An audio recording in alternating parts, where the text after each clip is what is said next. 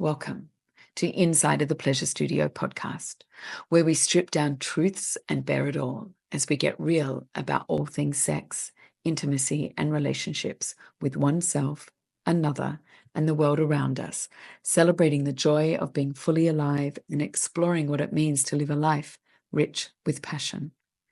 Every episode, we confront the conventional and break open the cages of censorship as we explore the untamed and often unspoken aspects of intimacy, cutting through the bullshit as we challenge sexual norms and provide you with the unvarnished truth about what it takes to have a fulfilling sex life. So if you're ready to dive into honest and very often provocative conversations that empower and enlighten, you've come to the right place. I am Melissa Louise, your wild host, bringing to you fearless honesty on this unapologetic journey as we talk about sex, love, and life in ways that are smart, fearless, and fun. Because, lover, this is not just about pleasure. It is a fucking revolution. Oh, lovers, lovers, lovers. Look who's back. 2025. Alex and I are going to be coming to you in many different iterations. And I'm so excited for us to be having a chat today. So I'm Melissa Louise, the absolute pleasure advocate. And this is my dear, dear friend, Alex Mishka, who's a fucking kickstar coach in his world. Do you want to actually introduce yourself, love? It's great to see you again. Yeah, thank you always for inviting me into these conversations because we riff off each other really well. I'm a sex, relationship, intimacy, men's work coach. I love helping people understand who they are as relational beings and helping them navigate human connection. Yes, yum, yum. And yes, I'm wearing a glittery gold sequins dress, and I tell you why. Because I think every woman on the planet, just about in the Western world, we can say this, and I definitely know here in Central South America as well, where we have wardrobes of clothes that we never wear. And I'm like, fuck it. I don't care what I'm doing. I'm just putting on whatever it's like. I'm going to wear that. So I got out the gold sequins dress, which is sitting in my leather chair, which is like, it's quite interesting because it's catching on the chair. But anyway, so that's why I'm going gold. And you're always just going to see me wearing whatever I want, which. Oh, beautiful. Yeah, I mean, to do. you look sensational. You look fabulous. The chair, the plant, the dress, it's all perfectly coordinated. But no, I think life is short. There's pieces in the wardrobe that need to be given some love and brought out. So yeah. Otherwise, I just go moldy and musty, especially here in Mexico. It's like if I don't wear them, they rot. Let's get honest. Oh my Lord. Yeah. We both live in those climates where there's a lot of moisture in the air and things get moldy quite quickly. So lovers, today, Alex and I, we have a topic that we're going to lean into and talk about. And this is a conversation. If you were following us on when we had Coming with Coffee on my Instagram account, my previous Instagram account, we'd get on and there would be, a topic that we say, well, let's talk about this and see where it goes. So this is a topic deeply profound and important for both of us. And we're just going to see where it goes. And it may just be a continuous topic that ends up with a few episodes. We don't know. So let's see. And so thank you, Alex, for joining me, because I really, truly, honestly, deeply respect your wisdom and what you bring to the table in these conversations. It often causes me to be able to really to see other sides, other views. And I think it's really important, men and women, to have these conversations on these topics where we have both sides. Yeah. Thank you for inviting me in. Same goes. I always learn so much through you and your transmission. So we back and forth really well. So whatever topic will be juicy, and I can't wait to get stuck in. So we dive into the topic. Sorry, I just cut you off right then. I just talked over you. You weren't finished. Dive into the topic. We haven't really discussed this much until just now, but today we're going to speak about the dismissal of men's emotions and the disregard of what men are trying to say. Mm. And I know right now, and I know definitely in my world, being in the Americas, that there is a lot in the media and there's a lot happening around, once again, the realization that women's rights haven't really made a lot of headway in many, many situations. And it feels like it's going backwards. Now, I'm only putting this in a caveat because it's very easy to focus on that and then have that come out towards all of our relationships with men. And so I'm placing it as a caveat, but this conversation is really about becoming more aware and more open to what is happening in everyday situations. And we're even going to get into like raising children, mothers with boys, about what men's needs are and where it's dismissed and where they don't have a voice in that. So. Yeah, I love the line there, the dismissal, the subtle and not so obvious, but the dismissal of men's emotions, which I think has been sparked by that reel that's going, the reel that went viral of the man who's telling his wife about this piece of fishing reel. I've seen so many facilitators share this reel, reshare it. And he's telling a very deep, poignant story, a deep reveal about himself, who he is, and what this thing represents to him. And she just completely blows it out of the water. She doesn't get it at all. And you can see his whole frame. He just sinks. He feels so dropped in that moment, felt so unseen and misunderstood. And the danger with that is that the problem with that is it reinforces the stigma that men have around revealing their emotion. It reinforces the story that we are not safe to kind of reveal who we are, tell our stories, because it won't be seen or acknowledged. So the world is asking for more depth from us, but then we give the depth and it's not actually accepted. So it invites us to double down on, well, fuck you, I'm not going to reveal who I am. Yeah. I'm not safe. I actually cried when I saw that reel. I think a lot of people did. Yeah, and bless you for that, because I know that you care so deeply about this, about hearing both sexes, about hearing men, about hearing the stories of men, about hearing the stories of women. And you're a champion of the masculine. I know a lot of female facilitators like you that they're so committed and devoted to actually seeing the healthy masculine out there and kind of evoking it and calling it forth and celebrating it. So I can imagine that really did tug the heartstrings for you. Yeah. You know, it's working with Alison Armstrong completely changed my life. You know, my son was 8. I actually was sharing with him the moment that things really changed, and when I witnessed in him, like my 8-year-old change. It will go down the track in a little bit. And one thing with, and if you haven't, for any women listening to this, I've actually had my male clients read the book too. And when my male clients read the book, they just say it's the first time they've ever felt heard and seen. I've even had, this is actually a decade ago. When I just read the book, there was a friend and he was a tantric teacher and a facilitator, and he worked in Boulder and lived in Boulder and all of this stuff. And so I suggested he read the book thinking, oh, he knows all of this stuff anyway. He was floored. He had never had a woman speak to him that way. And I'm like, my God, you're in the tantric world.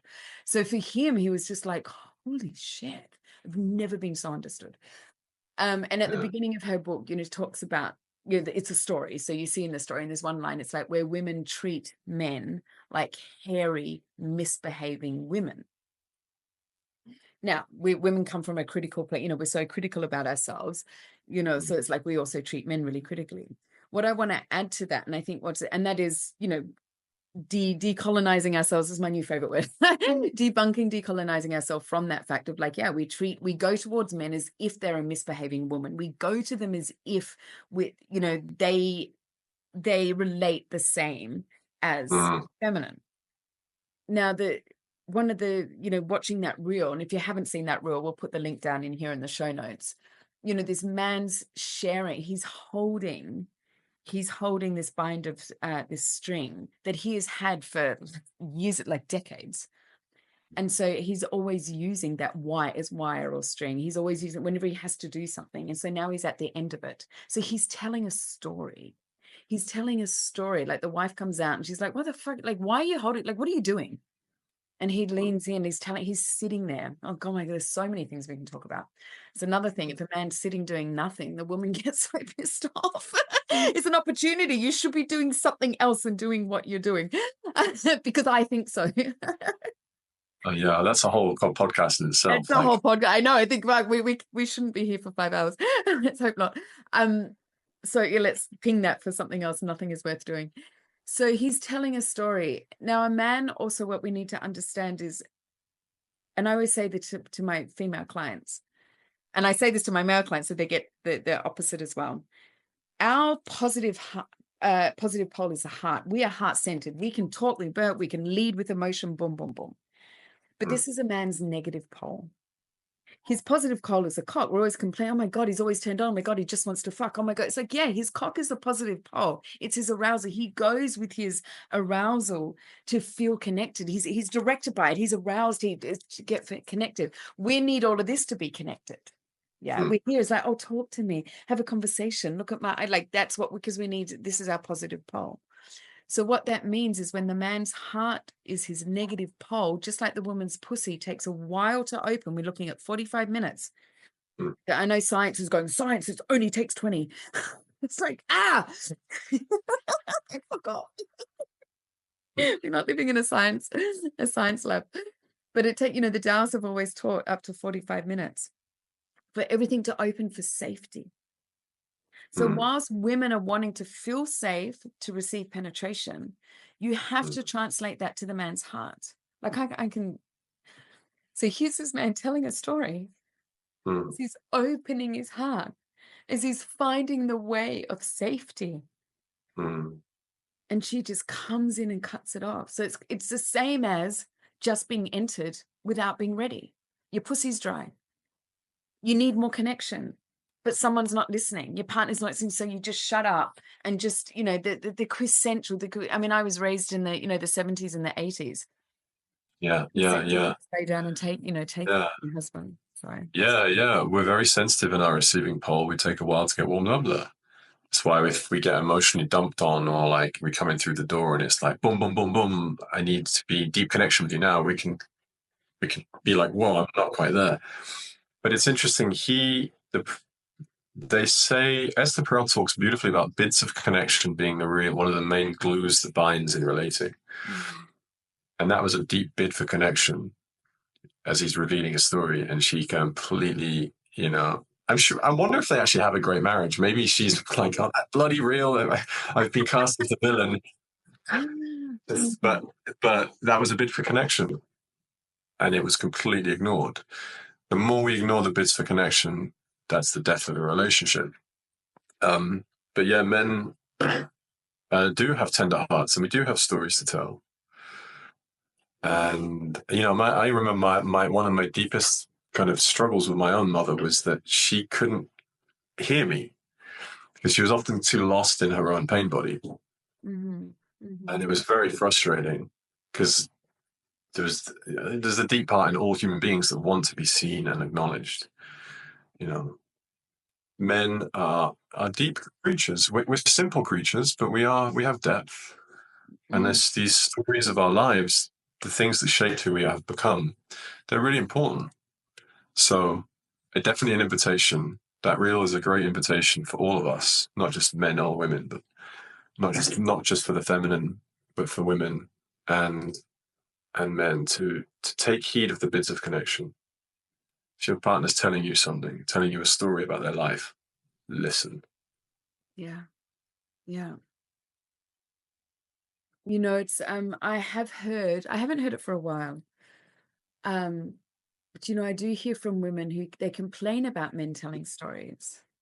He's just telling a story again. You've already told me that. And I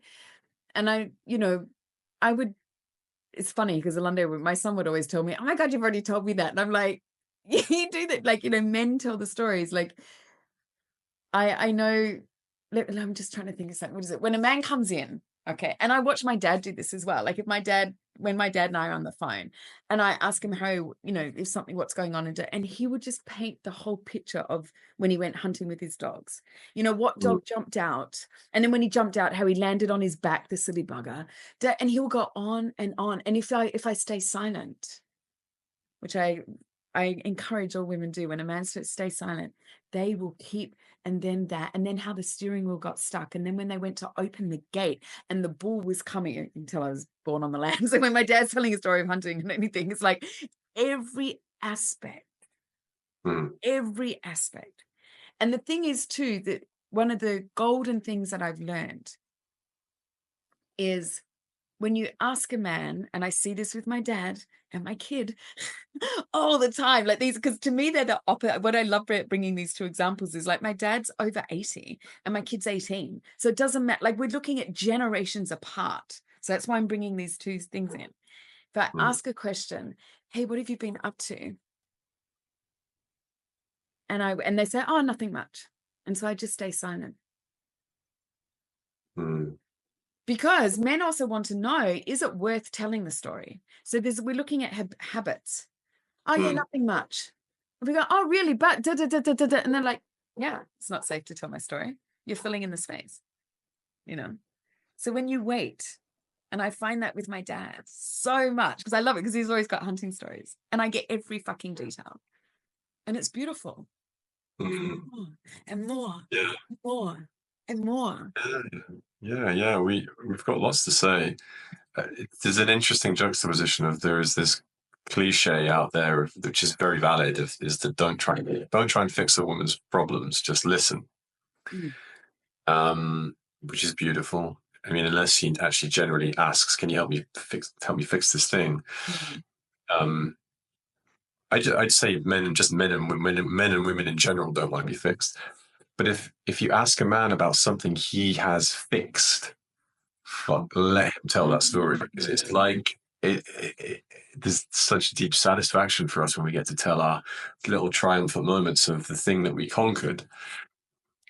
So yeah. So I've got I'm just having memories of like you had that, you dragged in that tree, the pine tree, and what were you making with the pine tree? So my landlord pointed out to me that was a pretty precious piece of timber, because a lot of Spanish restaurants have these hanging beams of this timber. It's very expensive wood, actually, because it's a very high quality, dense wood. And so I was peeling back the layers of bark on it to expose this beautiful golden blonde wood underneath the kind of dead bark. And are you making something out of it? It will be probably a hanging ornament. Oh, yum. Yum. Yeah. Oh. Yeah. What I was going to ask you as well, and this is an inquiry, because this, just for the viewers, like when this reel came out, and then another friend wrote a whole post, he just finished reading No More Mr. Nice Guy, and his whole process around, curtailing to the feminine. So I actually rang my son and had a good conversation with him about this. And I was listening to him expressing about where, I mean, as far as like his needs, all of that, that was really great. It was awesome. But he was sharing, and the question I'm going to ask you around this is like, is this where men often feel unheard? Because he brought it up around, protection. So like if he was in the schoolyard, or if he had problems with kids in the street or in the market, because he was raised in the jungle most of the time. So if we're up at the markets and stuff, and coming to his mum, as the woman, I'm like, we've got to find a better way. So what I've realized as we're talking, he's like, not being raised with a dad, he's there now, and he's but now, it's like for him as a boy, he wasn't being heard, because he's like, no, like I've got to defend myself, and it's not right, and something has to be like, it isn't an equal playing ground, da da da da da. And so if we're thinking about mothers raising boys, And I'm not talking about the big, I know we've got a lot of fucking violence that is not okay for humanity.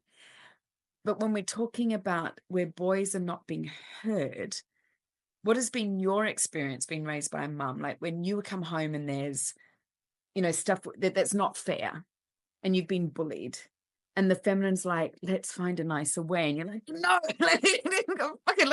like roll him in the mud and fucking kick him. Like that to me is also a sense of not being heard. Yeah, it's a really tough one. I mean, that's the kind of stuff boys should be taking to their fathers.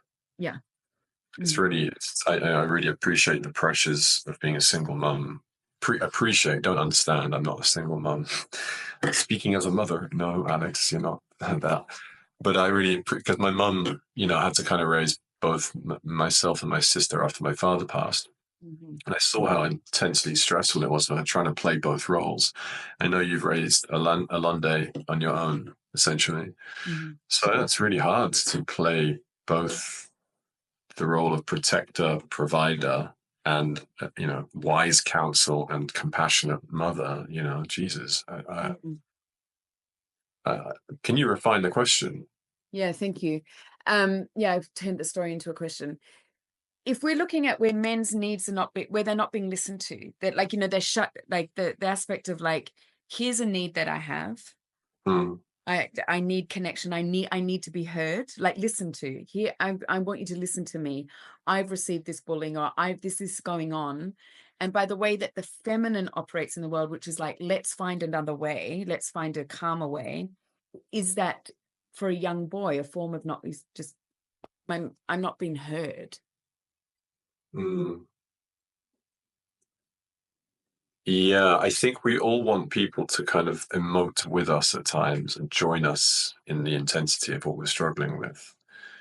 Whether you're speaking to your son or to your father, and your father's telling a story of like, this thing happened, and then, it often helps if we go and surf the waves of emotion with them, like, what happened? Man, that sucks.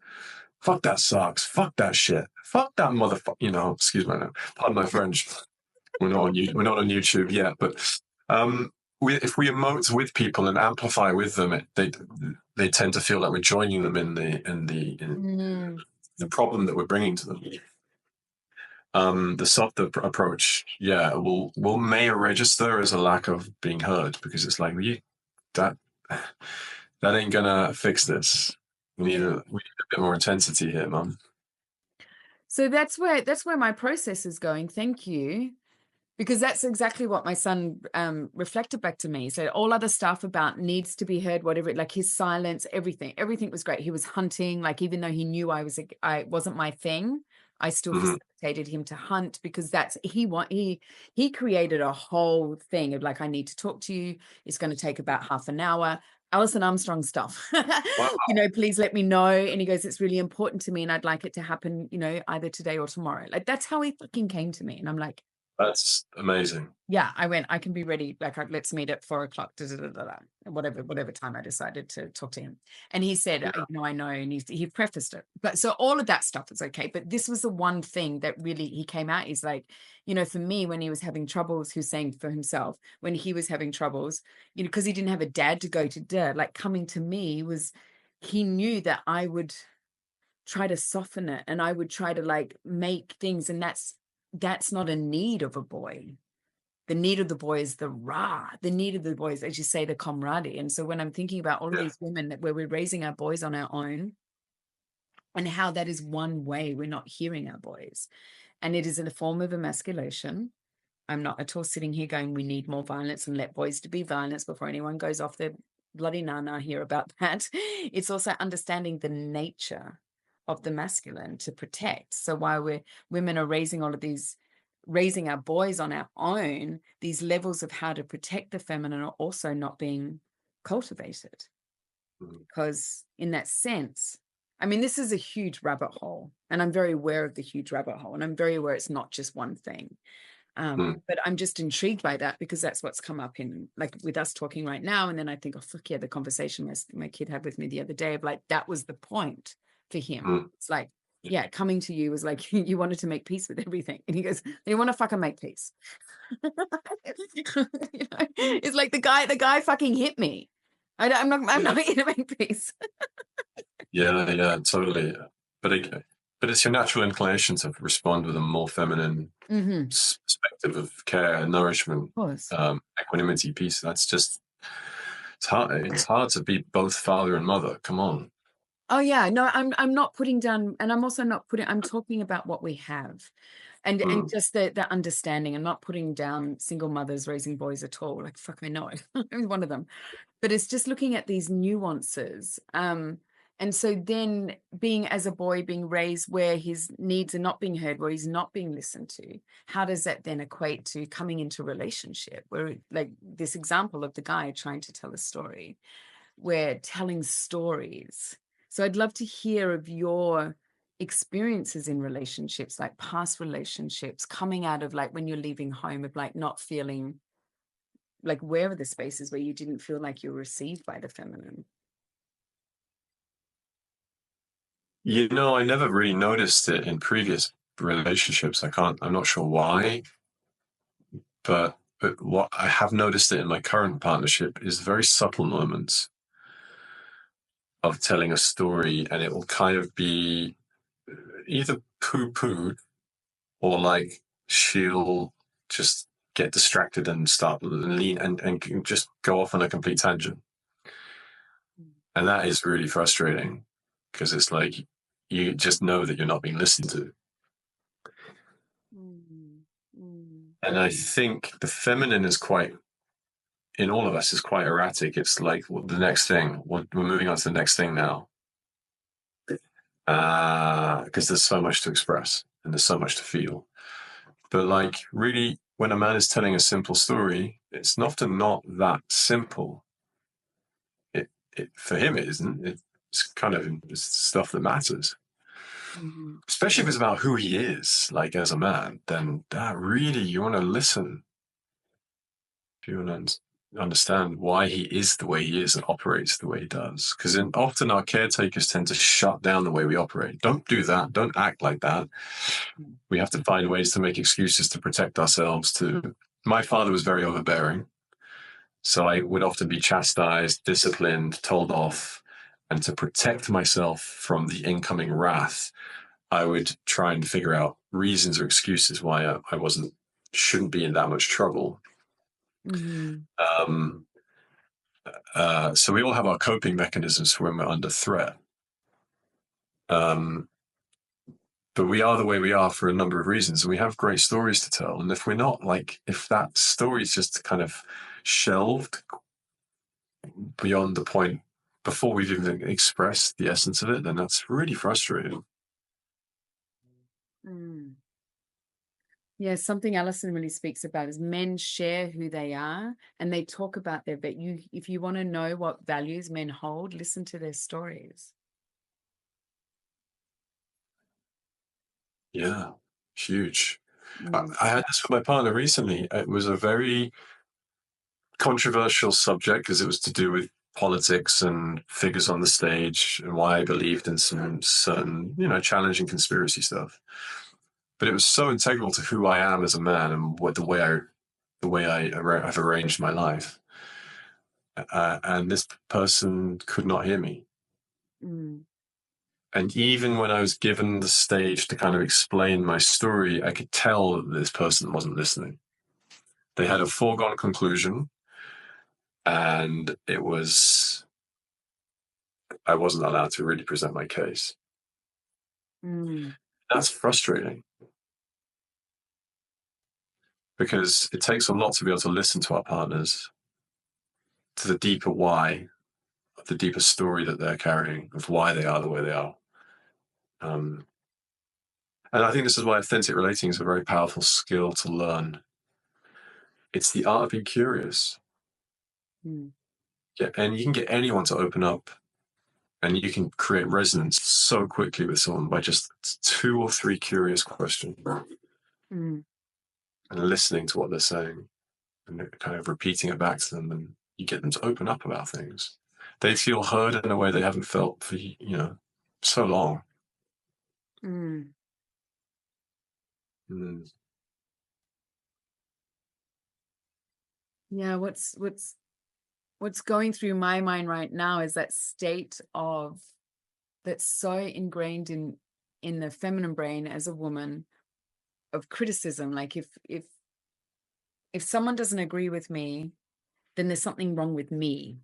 That's that's a general thing of, it's like if we don't have agreement here, then it's all going to fall apart, which means I'm going to lose my say. I'm talking about primal brain stuff, yeah.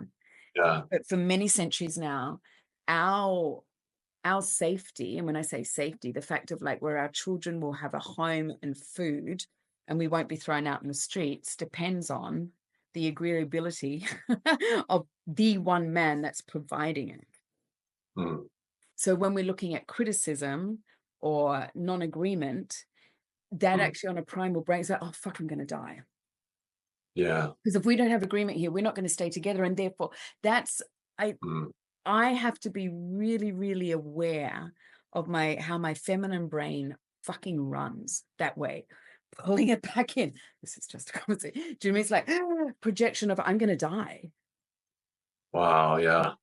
If this isn't in agreement. So that just came up just now. It's like, well, I wonder how much of that is there of like the safety needed. It's like, it doesn't matter if we don't agree. We can agree not to agree. And this is also in business. This is in relationships. This is in everything. This is not just. Yeah. Yeah. That's a huge piece, actually. Part of the reason, of course, why my partner was finding it very hard to hear me is because she was going straight to the primal brain, genetics of, well, this guy's views are kind of crazy, and that means that our potential child is not safe. Because the way he decodes reality is like just crazy, and therefore I'm not safe. Therefore, the child is not safe. How are we going to raise a healthy child if he believes this stuff? So we're primed as beings to go to like you said, the primal brain decodes everything through: am I safe? Am I seen? Am I loved? Do I belong? Yeah.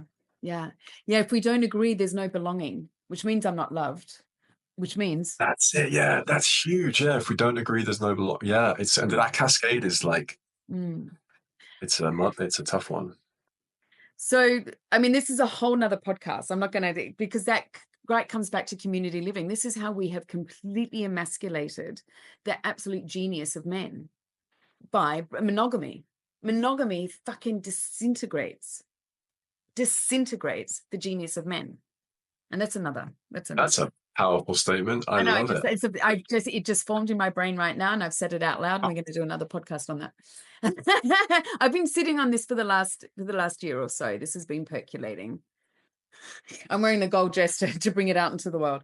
Yeah, I mean, we need to decolonize our relationships. We need to have radical anarchy on the way that our relationships are set up and how we raise children, because it's fucking everyone.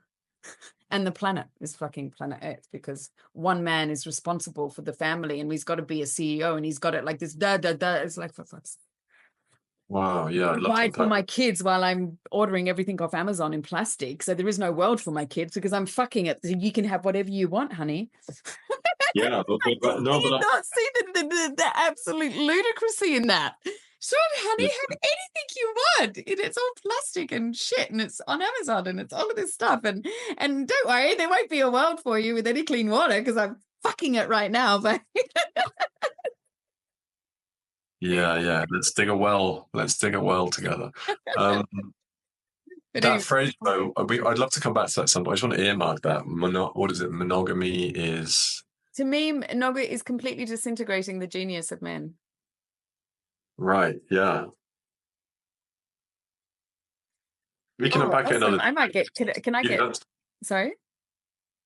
I'd love to unpack that another time because it's a huge. It's a huge thing, yeah. Yeah, and I'd love to get your take on it. Yeah.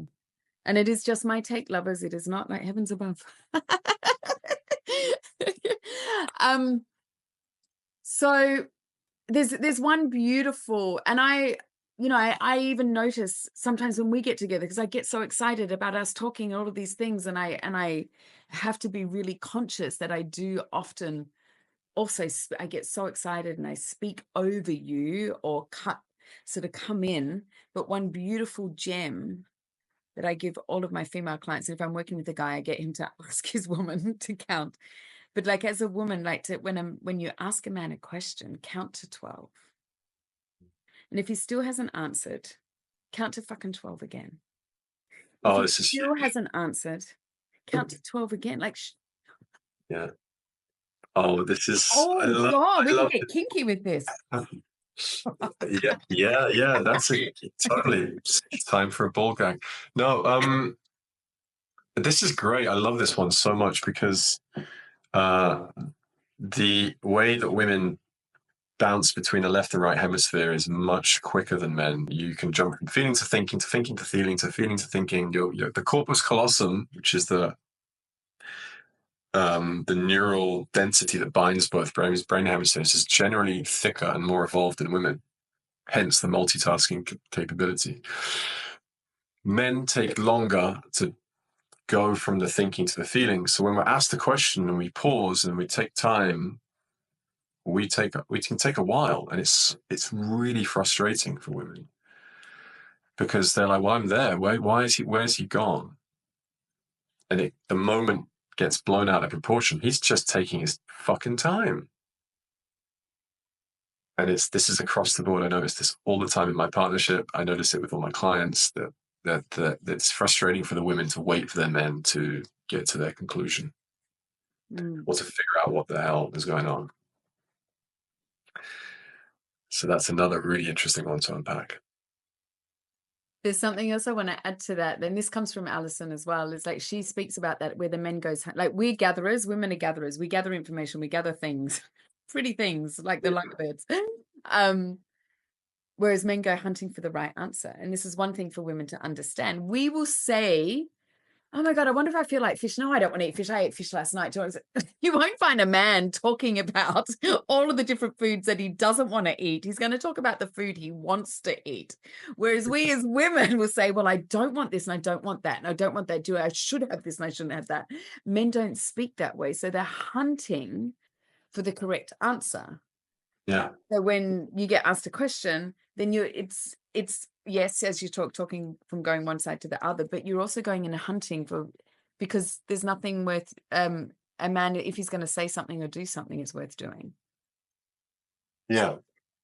This is great. Love the distinction between he's hunting for. Can you say that again? Because that's great. He's hunting for the correct answer. That's it. Yeah. Whereas we gather. So we're going to let you know all of the things that are not the answer. Well, it's not that, and I'm not going to do that, and I'm not. And you're like, I didn't ask what you weren't going to do. I'm asking, what are you doing? Yeah, we're hunting for the one thing.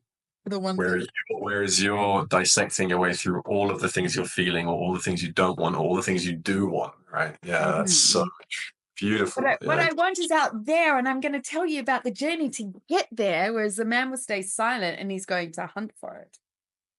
That is exactly, yes, that is exactly it. I love that distinction. Yum. There was something else I was going to say to that too. Oh yes. And so then also too, because we have this discomfort with just sitting and being, this is something else that happens a lot, is like we'll ask a question. So do you want to go out for dinner tonight? And you're hunting because we also don't know what's going on in your brain. It's like you're also navigating of all of the meetings or the things. And so it's like, okay, and then we sit here and it's 5 seconds have gone by and it's like, or do you just want to stay at home? So now what happens in the man's brain, it's like you've been asked a question, now you've been asked a separate question, so now you've got to, okay, delete, now I'm over here in this box, fuck, okay, now I've got to start again. And this is not because we're dumb at all. No, it's so true. We process information in a totally different way. And that's great. I love that. Again, I love that example. Ask a question and wait. And that waiting is a discipline for women. It's kind of like you have to just call in your internal masculine to just.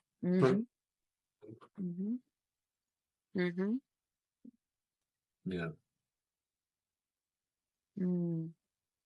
It's my favorite social experiment is like sitting in restaurants or next to people that are on their first dates or the first couple of dates. Mm. And the girl just keeps on talking. I'm talking. Do you know what I mean? Like the guy's nervous. Well, they're both nervous, but witnessing, because she's nervous as well, but where she's asking questions or he starts to tell a story. She goes, oh, yeah, I've done that too. Da, da, da, da, da, da, da, da. And then you see the guy gets nothing on the first day. Like there's nothing that he's just like, yeah, oh, okay, yeah, okay, yeah. And then we go, boys, men don't open up.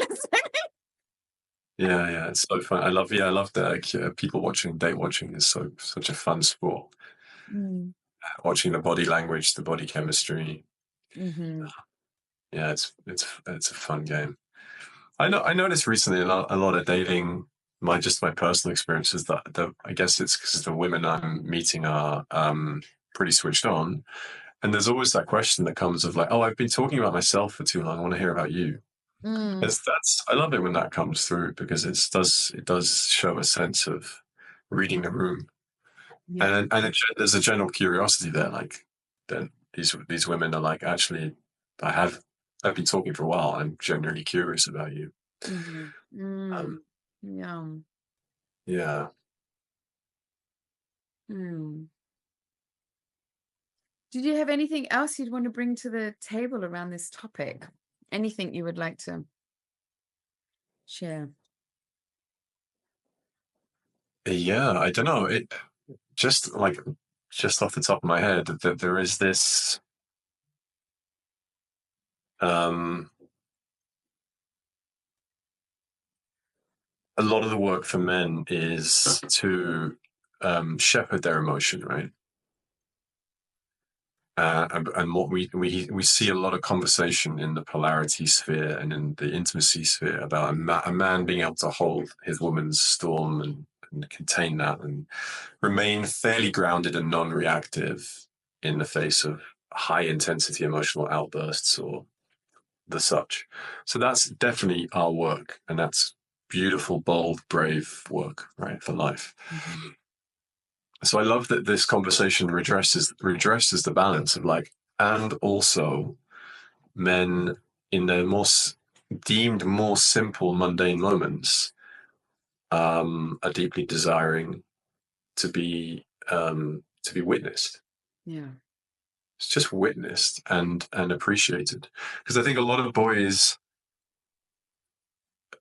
stop being acknowledged and praised and no encouraged, acknowledged and encouraged in their teens. Mm-hmm. Yes. I heard wholesale that it kind of continues for women, but we don't get it, and it's real medicine for us, and we don't even know we're starved of it. Yeah. Yeah. So just to be seen and honored by our partners for our simple little quirks or our stories, that's really powerful stuff. Mm. Thank you. Thank Yeah, you. because it's like the opposite of a woman's storm. It's not high intensity. It's not like deep. It is deeply profound, but it may come across in quite a simple yarn or a telling of a tale. Mm-hmm. Mm-hmm. Yeah. Yeah. Well, it's different. It's different the way that women express themselves. And our deep learning is our work is to sit and listen. Mm, Listen and take notice of what's being shared. yeah. To see the king or the fool in your man. Mm. I Mm. think it's Alison Armstrong talks about that quite a lot. Like, are you calling forth the king in your man or the fool? Mm. Treating him like a fool, or are you actually like listening in for the king inside him? Wow. Wow. Wow. Wow. Wow. You know, when you brought up the fact about teenagers and where they stop being acknowledged, and there's that thing that men don't need to be, you know, women are always told, oh, you look great, da, da, da, da, and like men are just, you know, and you see it around, like start taking notice. It's such a habit. Where the women are sort of to be acknowledged vocally and stuff about how they look, what they're doing, whereas boys will be running around and they're just told to calm down. One of the most incredible speakers I ever got to listen to when I think I'd given birth to Alunde by now. And it was at an all boys school in Sydney with Stephen Bidop. And his mission, you know, I think worldwide, but also especially in Australia, was to really encourage families not to be sending their boys to school till they're 7. So when we're, you know, when the nervous system, the neural pathways in the spine, all of that stuff, I'm not very sciencey around it.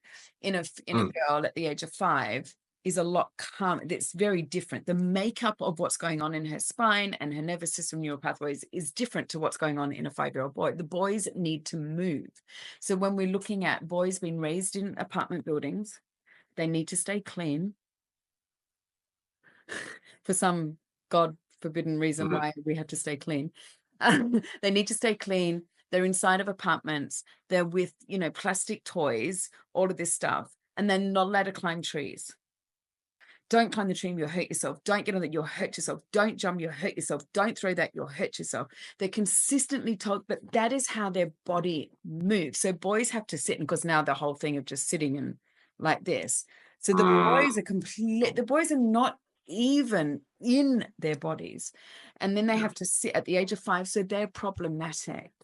So boys are raised that they're problematic. Yeah. You know, it's like and this is one thing. And I saw this when I'd go to pick up my child was in Steiner school for a little bit. And that was very effeminate. The one, it's not all of them, but the one that he was going to, he had one teacher she loved wild boys.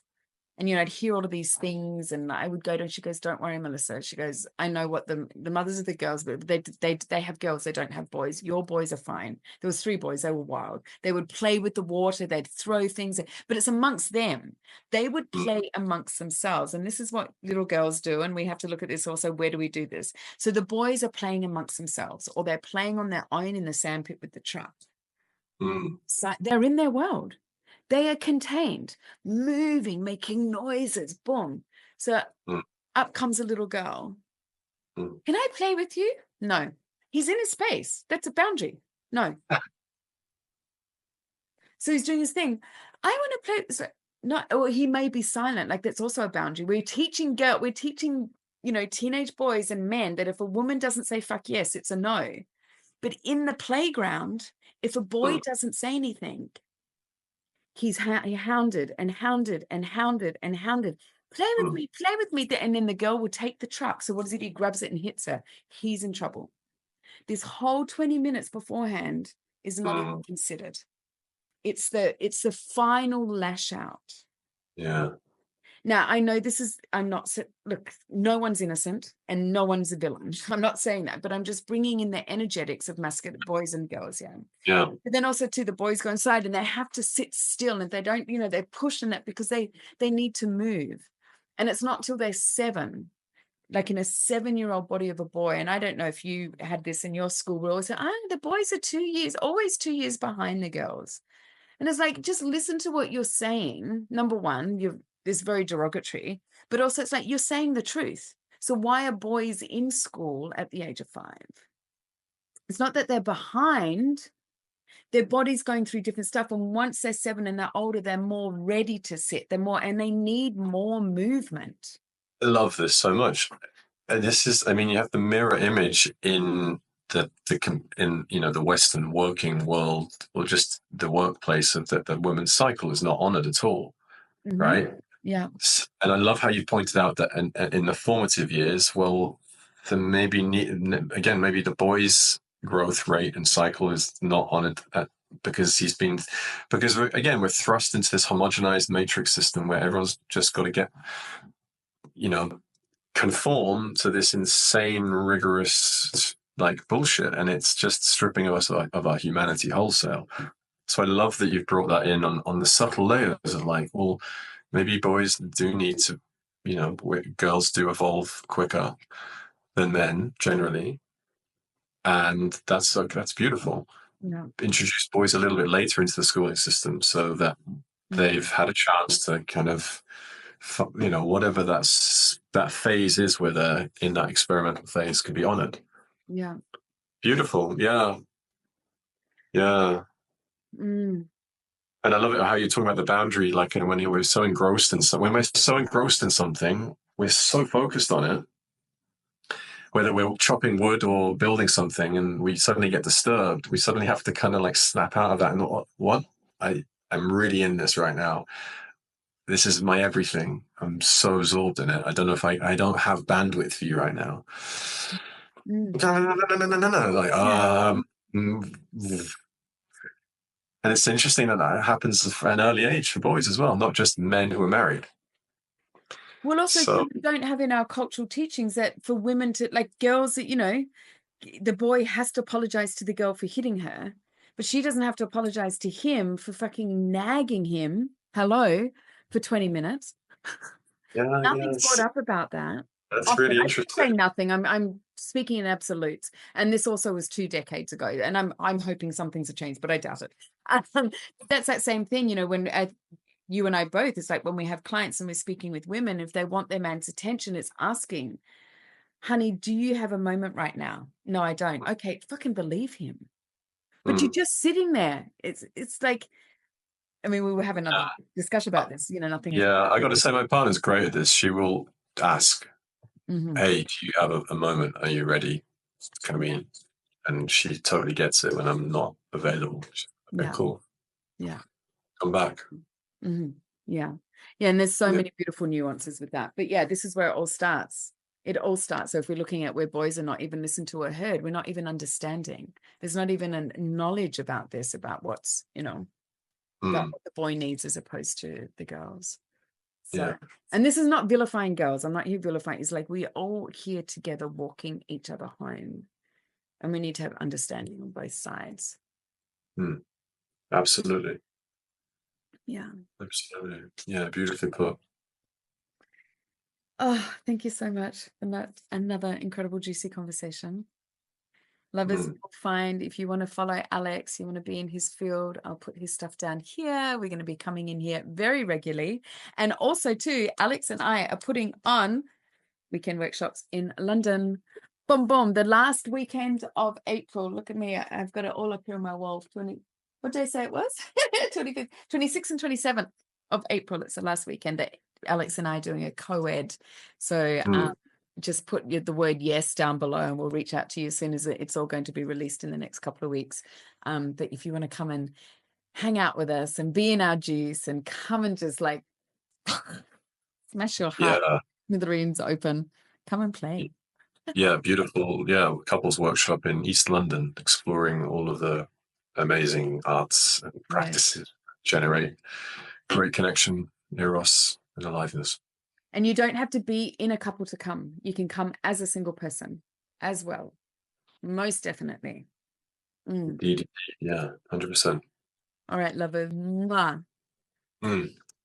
Lover, you have been inside of the Pleasure Studio, where all things intimate are up for discussion. Thanks for getting real with me today, and I hope you enjoyed this episode. If this conversation sparked something within you, do not hesitate to share it by emailing me via the link below. If you're not already, you can follow my good tush on the social media handles also below, and make sure to hit subscribe. Tune in next time for more truths about pleasure and passion. Until then, stay bold, courageous, and truthful as you explore your pleasure your way.